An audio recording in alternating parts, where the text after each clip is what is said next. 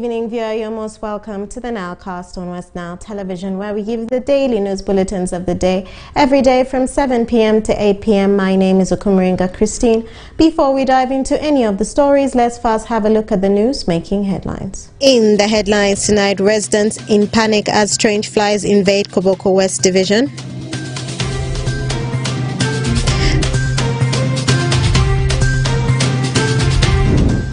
Government calls for calmness among refugees amid its smaller resources in Lamore district.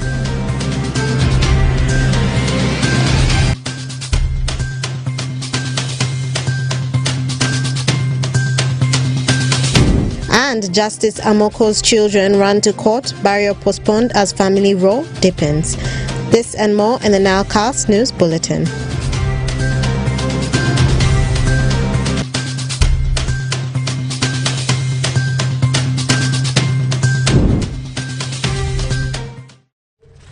It's Thursday, the 22nd of June 2023, and you're most welcome to NILECAST on Westnile television.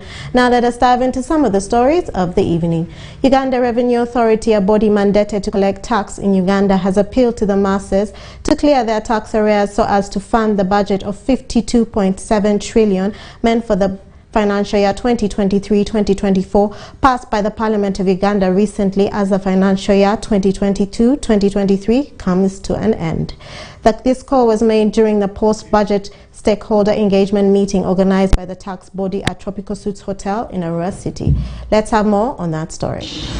Engage enough with the business community because of the gaps that are between the government and the people, that probably we are not on the same page. So I see the lapse there, but you are again has taken on the drive of sensitization and holding tax clinics on the radios, on TVs, physically, and as much as possible. That's why the level of interest rates remains high. So one of the approaches that we are looking at in the two-pronged approach is really to reduce the amount of government borrowing or government activity in the market. And it's the debate that we have been having for much of the morning and this afternoon on how we increase domestic revenue mobilization. The only way we can do that is through increasing domestic revenue. But it's this 29.7 trillion when you are dealing with corrupt stuff. We shall talk, we shall move, we shall engage, we shall facilitate, but we shall be wasting our time. And we don't want as management to waste our time. That's why we deal with corruption decisively. If we are to improve in our GDP for this country, we need to improve in our tax revenue generation and mobilization. We all know the importance of tax revenue. Without taxes, we can't have anything as a country. Without taxes, we wouldn't be having the lights or the power we are using. Without taxes, we wouldn't be having tarmac roads. We wouldn't be grading our roads. We wouldn't be having health centers. We wouldn't be having so many things in this country. We wouldn't be having civil servants. Because taxes are used to run a country. Since they are the East African community, let's promote that coexistence as members of the East African community. And I appreciate the Indian community here. We don't fear competition. We don't know who is supposed to help our people in return farming. Because most of our businessmen are not highly educated. They have challenges in filing their returns. Do we have an initiative to request them to send a relative to come and learn how this filing is done? And the upcoming businessman, registered company, dealing in real estate, property containers in Uganda, but I find it very difficult nowadays because everyone in Arua has become a broker. I've told them how to become a broker, and I need to pay the revenue. I need to get access to the whole of my country. How are you going to help me in person? Because of unemployment, very many of our youth have resorted into illicit trading.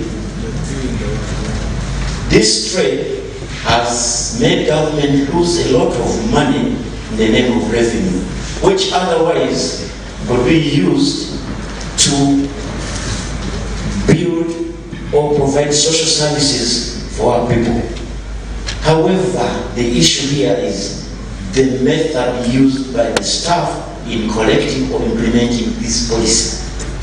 The question is now, what mitigation strategy do you have to combat the brutal, harsh, inhuman methods used by the URS staff in collecting revenue, which has led to a lot of permanent injuries of our youth and even deaths in Uganda and Westnile in particular, basing on the 3 core values of patriotism, integrity, and professionalism. And more in our stories for the evening. Koboko municipality authorities are asking for an intervention of the central government following the surge of the rapid invasion of strange flies along the borderlines of the Democratic Republic of Congo.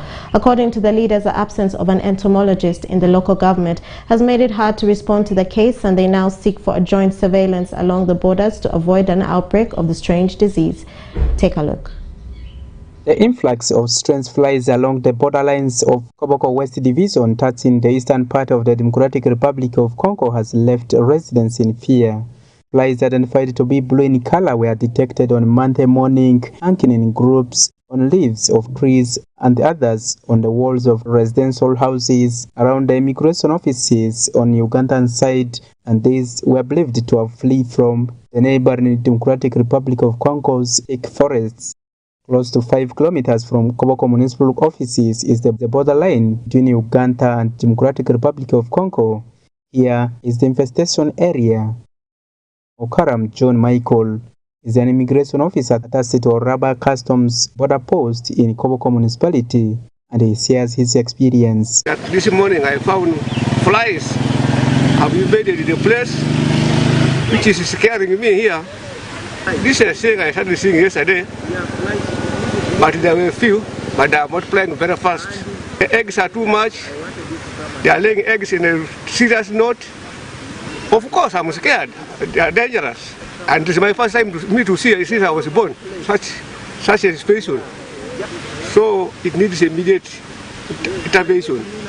Koboko Municipal Agricultural Officer Kizito Muki says the absence of an entomologist in the local government is a big blow, as they only rely on the services of the district staffs, affecting timely responses. Municipality here, we do not have the department of entomology. But since this problem was realized yesterday, I think what we are going to do, we are going to coordinate with the district entomology department to see how best we can respond to the influx of flies we are talking about. Because technically it is the entomologists who can guide us well. Dr. Sanya Wilson, the mayor of Koboko municipality, challenged government to step up disease surveillance along the boundaries in order to secure the country from strange diseases. Very big threat, and this can be a point of invasion for the whole country. I think this one will be an eye opener for us to be able to do some surveillance along the borderlines so that we can be able to take it. So I'm appealing. Let us do surveillance along this. This is a very big threat that will affect everybody, and it can go in the whole country. However, Boniface Chandiga, the deputy town clerk of Koboko municipality, says many times they advertised for the position of an entomologist, but they have never attracted any person for the position. He adds that with the situation at hand and the ban on the recruitment of staff by all local governments across the country, they have nothing to do. Frederick Tamadri, Westnile TV, NILECAST. And more in our stories for the evening. The State Minister for Relief, Disaster Preparedness and Refugee has implored the refugees in Uganda to remain calm and do not turn hostile to the humanitarian agencies and host communities who are offering them services and resources amidst the global financial strain.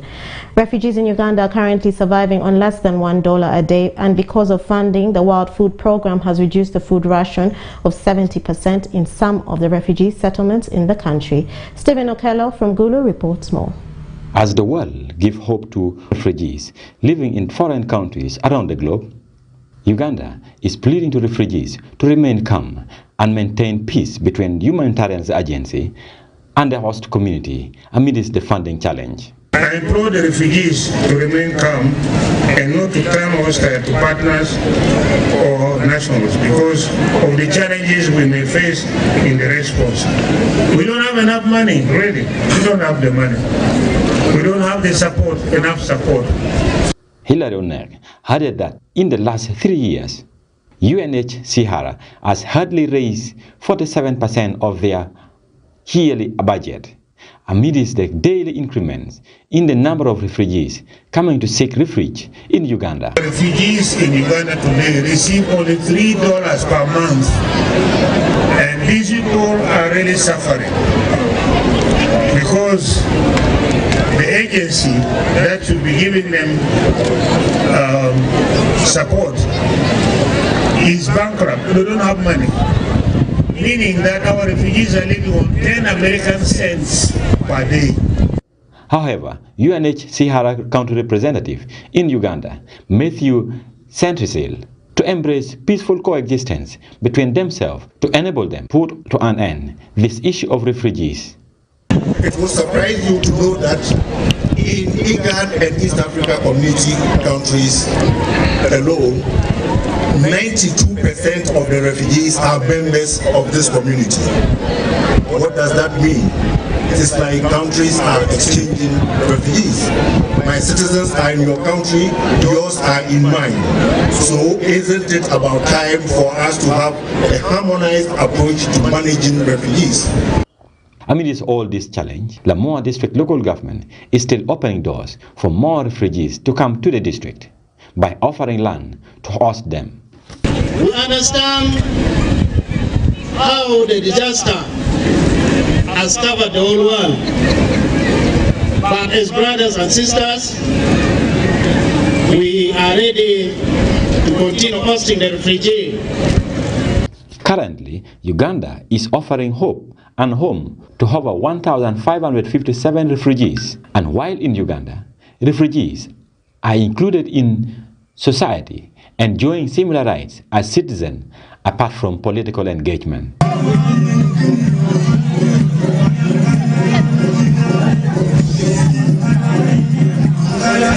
Stephen Okello for Westnile Television, NILECAST.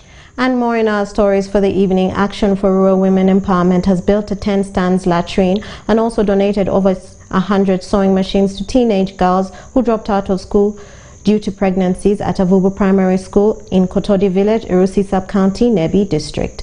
While commissioning the two projects, Stephen Cooper, the country director of Signpost, the funder of the projects, stated that they are committed to supporting organizations whose ambitions are to encourage girls to stay in school. Alfred Jawok reports. In a bid to promote health and hygiene of learners at school, Action for Rural Women's Empowerment Arue, a non-governmental organization, has built 10 stances latrine at Avubu Primary School in Atido Village, Padolo Parish, Irusi Sub-County, Nebi District. For the work they have done, also thank members of the community in the presence of our GC Nebi, presence of COW and the council representative, the chairman LC3 of Irusi, the chairman LC1, SMC and PTA. We want to thank Signpost for this donation and officially hand over this facility back to the school and community in the name of God the Father, the Son and Holy Spirit. Now it has become what? A project. The organization also donated sewing machines to teenage girls who were affected during COVID-19 period as they dropped out of school due to pregnancies. While commissioning the two projects early this week, Steve Cooper, the country director Signpost, the funders of the project, said they are committed to support organizations whose ambitions are to encourage girls to stay at school. He urged the leadership of Nebi district to monitor and own the projects. I see our role as Signpost International as facilitators, really, to facilitate the work of organisations like Arue. We can to help to provide some resources for them to do the work that Agnes was describing. Agnes Namirembe, the project director Arue, promised that their mission is to promote girl-child education through proper hygiene in schools. She added that the project cost over 54 million shillings. But this latrine, we really want to try as much as possible to make the school environment enabling for the students to keep in school. We know for sure that there are issues of retention, issues of regular attendance, but also the ultimate goal is to make sure that the academic performance improves. But usually without safe, gender sensitive, and why the chairperson LC5 says it's 10 stances. We want to make sure that both the boys and girls can have a safe, facility, sanitation facility. Chairperson Local Council 3, Erusi Sub-County Romchan Collins Jalashida, implored Arue for their continued support to the sub-county. Jalashida outlined challenges of proper latrines in most schools within the sub-county, hence making teachers share latrines with the learners, which put them at risk of getting diseases, and this new latrine will improve their health through proper hygiene. I'm deeply grateful for this moment of commissioning the works that have been carried out by Arue. On behalf of the entire sub-county local government and on my own behalf, I'd like to extend gratitude for this special intervention that has come to my sub-county. And I want to thank the Shama LC5 because this is not the first time. In this project, we have benefited already a lot. And I want to thank his collaboration, which first of all brought Arue to the district, and in particular, to Erusi Sub-County. The project by Actions for Rural Women's Empowerment Arue, a non-governmental organization working in the sub-counties of Erusi, Jupangira, and Deo respectively, has been established in Nebi district 2 years ago. For Westnile TV, Alfred Jawok, NILECAST. And to end our NILECAST for the evening, the burial of the former Supreme Court Judge Stella Amuko Arach has been postponed pending resolving an ongoing family row over the burial grounds. The family row broke out between the children and the husband, Ambassador James Amuko, who wanted the deceased judge to be buried in Adjumani. The children wanted their mother to be buried in the ancestral ground in Nebi. In a circular today, Thursday, the Judiciary Chief Registrar Sarah Langa indicated that the burial has been postponed. And with that story, viewer, we've come to the end of the NILECAST on Westnile Television. Thank you for being with us from the beginning of the NILECAST to the end of the NILECAST, only on Westnile Television. Please stay tuned to the rest of the subsequent programs that may follow. My name is Okumringa Christine. Have a good evening.